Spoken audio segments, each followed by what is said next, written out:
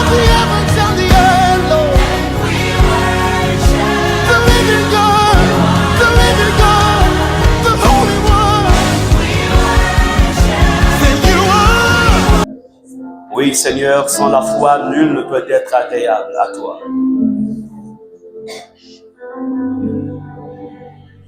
Alors que nous sommes, Seigneur, au premier dimanche de 2025,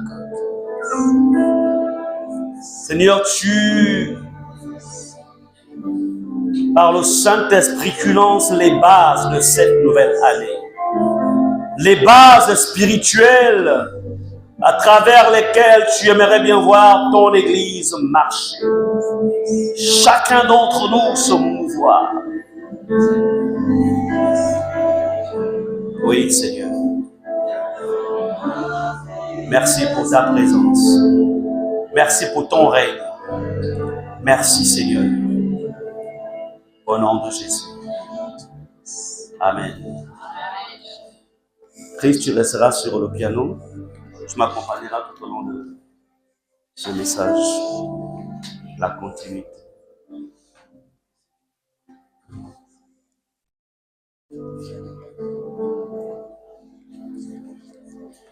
Nous rendons grâce à Dieu pour le message, pour l'introduction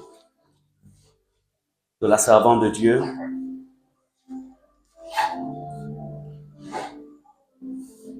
La Bible nous dit que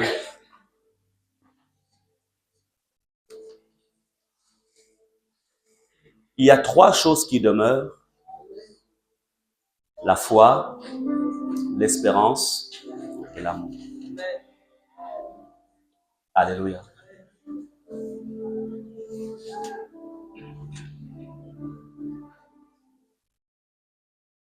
Alors, ce que le Seigneur voudrait ici, dans la continuité de ce qui a été donné, qui a été semé, je voudrais ici évoluer dans la dimension des œuvres. Alléluia. La puissance des œuvres qui prennent bien sûr leur source dans la foi. Vous savez,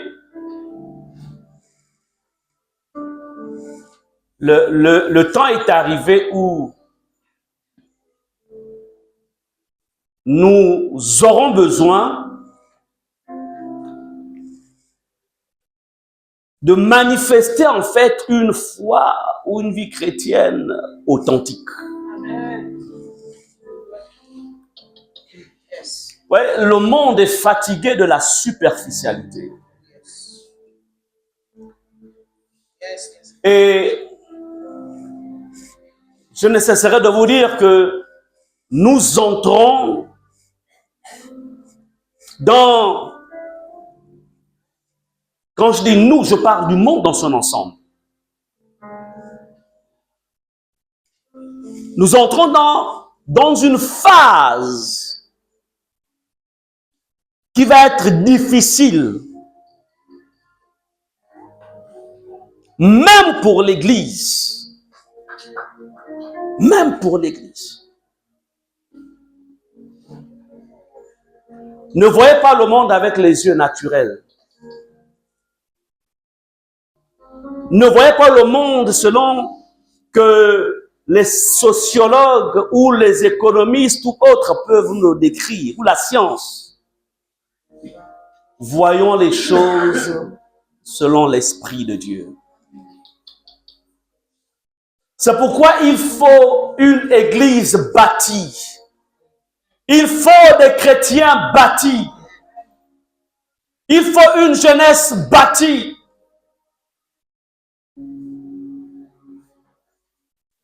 Alléluia.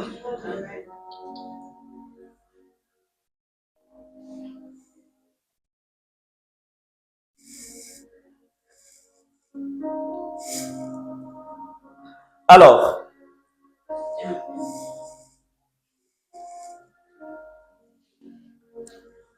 dans les temps qui vont suivre, nous ferons tout pour avoir un séminaire sur l'eschatologie.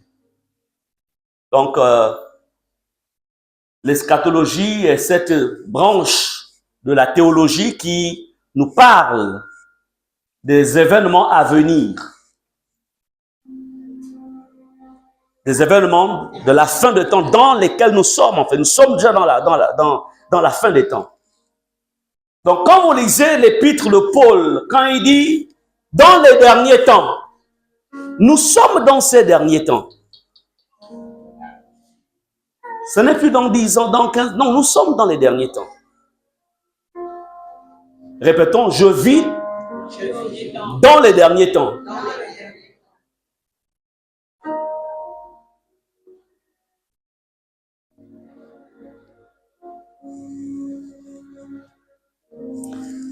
Il y a mon fils,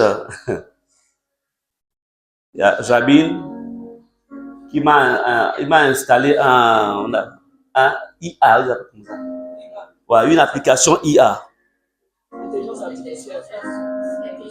J'ai posé des questions à cette histoire-là. Il me répondait comme un professeur de théologie. Je suis allé prendre un autre sujet. Il me répond comme si tu as en face de toi une personne qui t'enseigne. J'ai dit, waouh! My God! Moi, je n'ai pas d'abord vu les prouesses de la science, mais j'ai vu derrière. En fait, comme ce que dans l'épître, dans le livre d'Ézéchiel, où il était dit que dans les derniers temps, la connaissance augmentera. Dans les derniers temps, la connaissance augmentera. Mon Dieu! Je dis, mais Jésus est à la porte. Jésus est à la porte, mon Dieu. Donc, ça veut dire que si tu n'as pas la compréhension des choses de l'esprit, tu es émerveillé d'avoir un tel outil. Église, il est temps de s'affermir. Il est temps. Amen. Il est temps.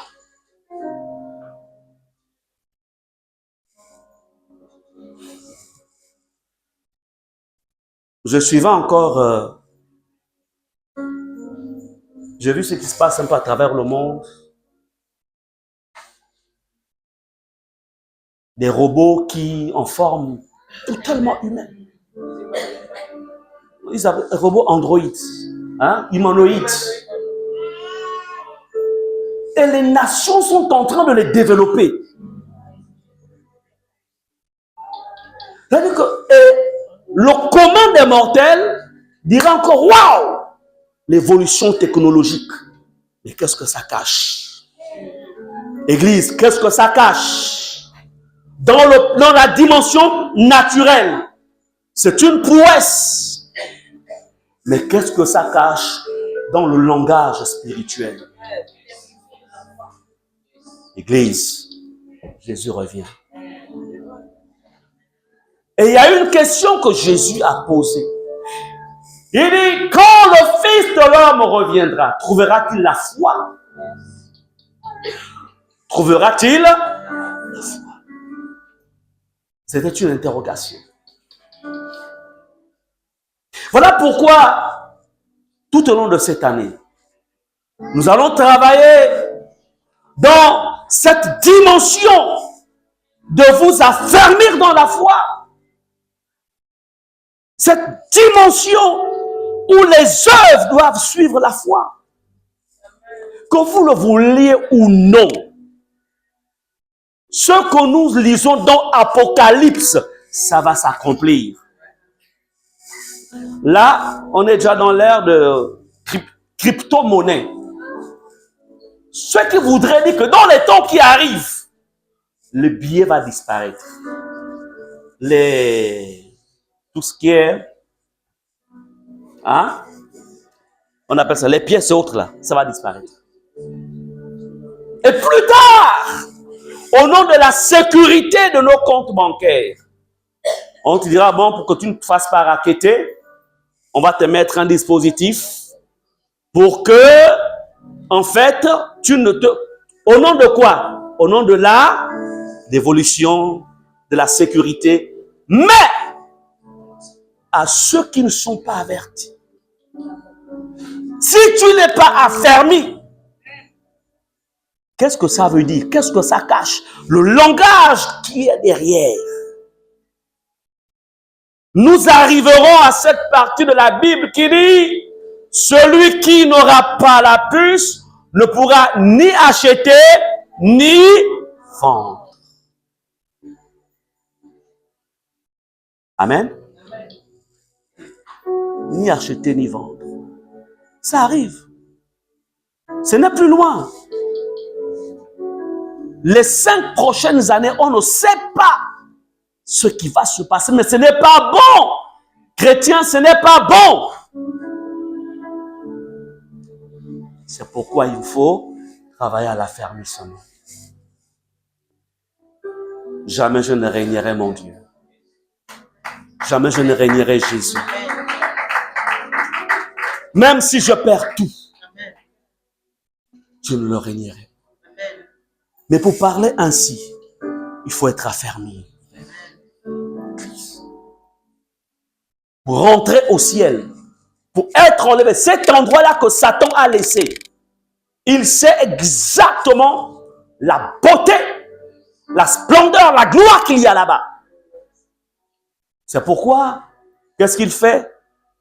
Pour que tu n'y entres pas, il dispose, il crée dans le monde, c'est-à-dire il favorise des découvertes, il fait tout pour que le chrétien soit attiré par ce qui brille, soit attiré par ce qui est beau, attiré. Et lorsque les choses de ce monde remplissent ton cœur, qu'est-ce qui se passe? Tu deviens alourdi. C'est pourquoi je vais vous parler de la puissance des œuvres. Mais de quelle œuvre est-il question? L'Église doit faire attention. Et tant qu'enfant de Dieu, il existe 2 types d'œuvres. Mais laquelle des œuvres? Allons-y dans Jean chapitre 14, verset 12.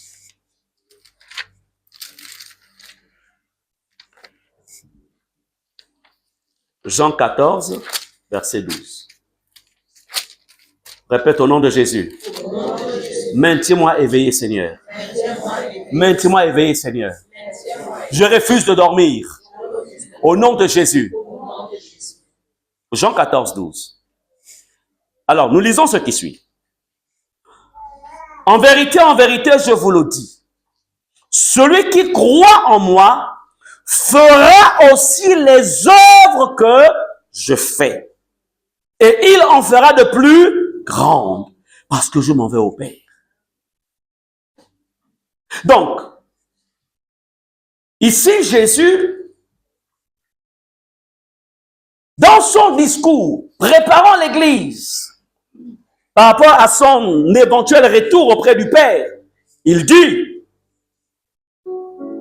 je vous le dis, celui qui croit en moi fera aussi les œuvres que je fais. Mais Jésus accomplissait quel type d'œuvre? Amen. Quel type d'œuvre? Et il dit, parce que je m'en vais au Père, chacun d'entre vous qui avez décidé de me suivre, vous ferez aussi les œuvres que je fais. En fait, Jésus attire l'attention de ses disciples, comme pour dire, faites attention sur l'essence, la source des œuvres. Il faut en fait identifier la nature, l'essence des œuvres. Amen. Vous savez, une peut être bonne à l'extérieur, Mais l'intention de celui qui accomplit ses œuvres est mauvaise. Quelqu'un peut t'offrir un gâteau. En vérité, il te l'offre parce qu'il va acheter ta conscience. Mais toi, tu vois la beauté du gâteau. Un bon gâteau. Hein? Il est bon, le gâteau. Mais l'essence, la source. Bien-aimés, il est temps que nous apprenions en fait à comprendre, à discerner l'essence de chaque œuvre. La source de chaque œuvre. La nature de chaque œuvre. Jésus ne faisait rien qui n'était pas en relation avec ce que le Père lui avait demandé de faire. Si nous sommes disciples de Jésus, nous sommes appelés à fonctionner comme lui-même il a fonctionné. Amen.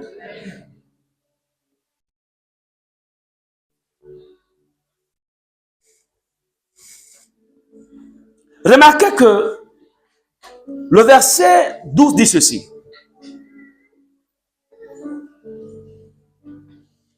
Non, le verset 13. Et tout ce que vous demanderez en mon nom, je le ferai, afin que le Père soit glorifié dans le Fils. Mais qu'est-ce qui vient avant? Parce que tu vas apprendre à faire les œuvres de Dieu. Alors, tout ce que tu pourras demander à Dieu ou à Jésus, il va te l'accorder. Ça va ensemble. Donc, si je ne fais pas les œuvres du Seigneur, je peux prier, je peux demander, je n'obtiendrai rien du tout. Amen. Je vous le dis, celui qui croit en moi fera aussi les œuvres que je fais. Et il en fera de plus grandes, parce que je m'en vais au Père. Et tout ce que vous demanderez en priant, vous voyez, c'est une conjonction de coordination. C'est-à-dire que la phrase qui vient avant est liée à celle qui vient après. Donc, il y a un lien. Il n'y a pas l'une sans l'autre. Alors, je dois me poser la question. Si, je prends un exemple. Donc, la sœur Guise, elle est dans le besoin. Et puis, Michel, j'espère qu'il n'y a pas un Michel ici, pour ne pas dire parce que c'était mon nom, mon prénom. Et Michel décide d'offrir à Guise, en fait, quelque chose pour le taxi. Alors, la vérité, c'est laquelle? La vérité, c'est que par rapport, Michel, en fait, lui offre ce cadeau, pas parce que Michel manifeste l'amour de Dieu. Non. On va attendre que la sécurité essaye de voir ce qui se passe là-bas.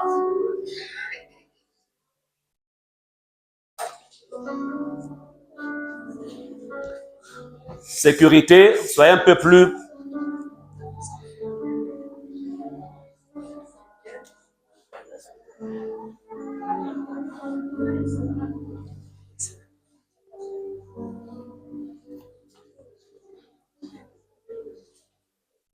Esprit de Dieu, viens, viens, viens. Oui, Esprit, viens, viens, viens. Esprit de Dieu. Esprit de Dieu,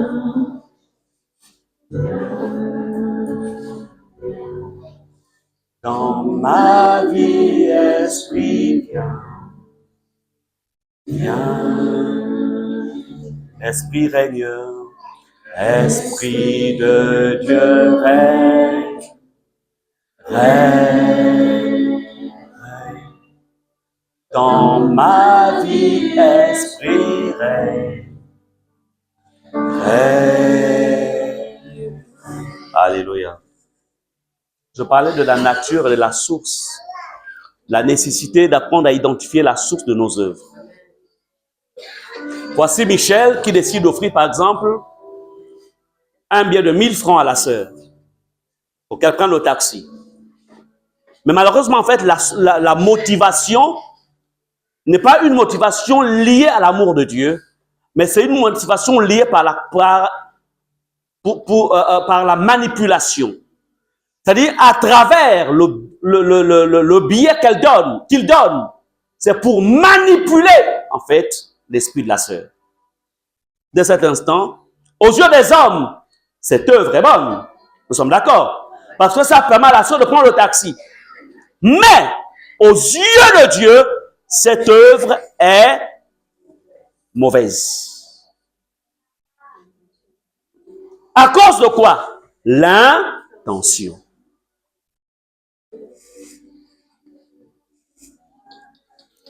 Jésus dit,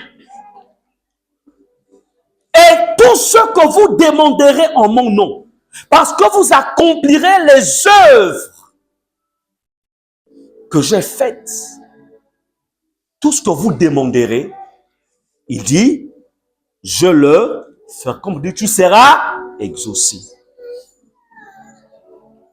Il est temps que tu veilles sur la nature de tes œuvres.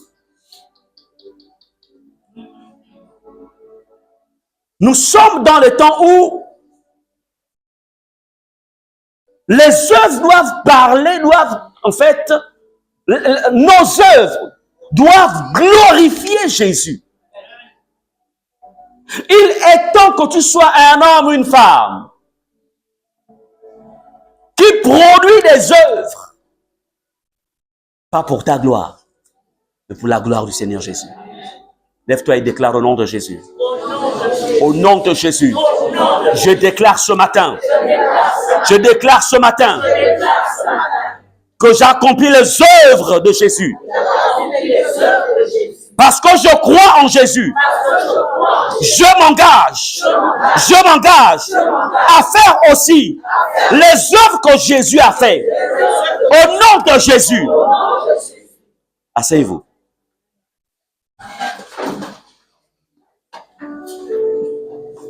Les œuvres. Il y a une puissance dans les œuvres. C'est pourquoi ça va être l'année de la productivité. Tu dois être un chrétien. Tu dois être un enfant de Dieu. Tu dois être un ancien, un diacre, un ouvrier, un membre de l'église productif. Productif.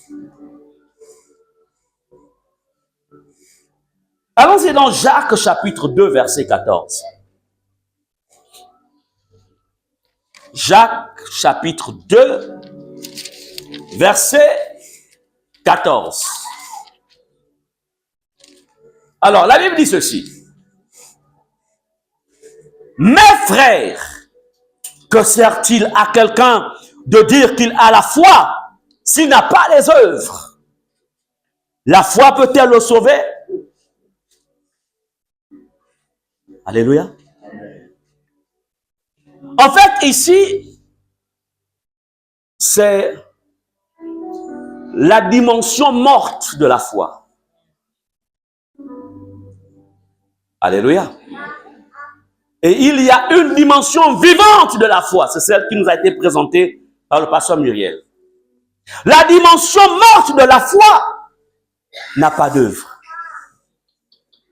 N'a pas d'œuvre.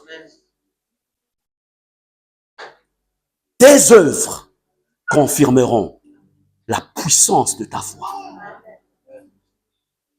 Mes frères, que sert-il à quelqu'un de dire qu'il a la foi s'il n'a pas les œuvres? Il dit qu'il a la foi, mais il n'arrive pas à pardonner. Il dit qu'il a la foi, mais il n'arrive pas à oublier le mal qui lui a été fait. Il dit qu'il a la foi, mais il n'arrive pas à faire du bien à l'orphelin, à la veuve. Il n'arrive pas à faire du bien à son propre frère. Il est venu à l'église, il s'est rendu compte, tout en marchant, le frère est devant, la sœur est devant, et Dieu permet qu'il se rende compte que la chemise qu'il a en fait est déchirée, ou la chaussure commence à crier en disant change-moi, change-moi, change-moi, parce que ça commence à se... Et lui, comme il a une foi morte, il va commencer, mais comment il peut venir à l'église avec des chaussures comme ça? Mais ça, c'est quoi ça? Foi morte. Mais quand la foi est vivante, waouh! Non, dimanche prochain, je vais amener ce frère-là, je vais l'amener, on va aller ensemble dans un prêt à porter. Amen. Amen. Les œuvres. Lorsqu'on est riche en œuvres, on ne critique pas. Amen. On ne calomnie pas. Amen. Mais on devient une solution pour le problème de l'autre. Riche en œuvres. La dimension des œuvres. La foi qui a les œuvres. Lorsque tu vas visiter ton frère, tu vas visiter ta sœur, et tu arrives, tu te rends compte que, en vérité, et tu es en train de manger, mais ce qu'ils mangent, ou ce que les enfants mangent, en fait, ça t'interpelle. Il nous faut être des chrétiens, des enfants de Dieu, qui sont riches en œuvres. Que sert-il à quelqu'un de dire qu'il a la foi s'il n'a pas les œuvres? Il est temps pour toi d'évaluer la quantité de tes œuvres. Évalue la quantité de tes œuvres. Est-ce que tes œuvres parlent ou tes œuvres sont mortes? Tes œuvres. Amen. Comme pour dire,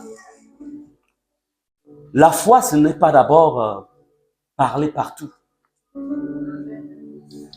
La foi, c'est ce que tu fais. C'est pourquoi, lorsque nous évoluons avec l'Épître de Jacques, au verset 17, il dit ceci: il en est ainsi de la foi. Donc on a vu au verset 17, il en est ainsi de la foi. Si elle n'a pas les œuvres, elle est morte en elle-même. Si la foi n'a pas d'œuvre, elle est morte. Ne soyez pas des chrétiens qui ont une foi morte. La foi morte ne peut rien te donner.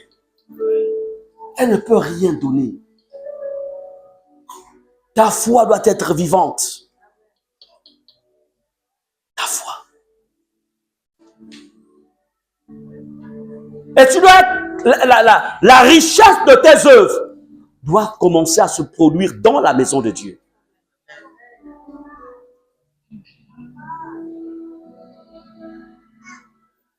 Dieu veut voir. Dieu veut voir tes œuvres dans sa maison. Pour que nous soyons ici en train de suivre ce message dans un endroit aussi propre. Il y a des personnes qui viennent ici le dimanche matin. Avant que nous ne soyons ici, elles sont là. Elles partent de chez elles. Elles balaient. Elles maintiennent l'endroit propre. Et après, elles vont se changer.